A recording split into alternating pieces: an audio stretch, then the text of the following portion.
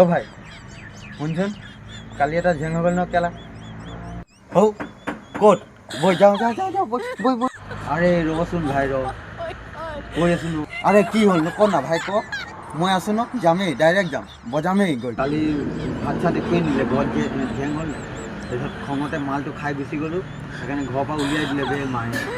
তই কি মোৰ মাৰক মাৰিব যাবি নেকি বে? আৰে তোৰ মায়ে বেছি কৰি থাকে বে, তোৰ মায়ে অলপতো সৰু হৈ থকা নাই ন, তই কিবা ডাঙৰ হ'লি, গাখীৰ খাই থকা নাই ন, তোক এতিয়া ঘূৰিব ফুৰিব দিব লাগে অলপ, অকল ঘৰটোতে সোমাই থ'ব বিচাৰে নেকি? তোৰ লগত থাকে নেকি এনেকুৱা লগত নালাগে। আৰে তই মোক এতিয়া কেনেকৈ কৈ দিলি? ইমান দিনে তোক খোৱালোঁ বোৱালোঁ, বিপদৰ সময়ত মোক এৰি দিছ, খোৱালোঁ বোৱালোঁ, তোক এতিয়া মোক পইচা কিনি দে, যিমান খোৱালোঁ চব পইচা দি দে, চিধা দে, এতিয়াই দে মানে। অঁ তই মোক এতিয়া পইচা বিচাৰিছ, লগৰ মাজত পইচা কথাটো ক'ৰ পৰা আহিলে? পইচা কথাটো আহিব নালাগে নহয়। সেই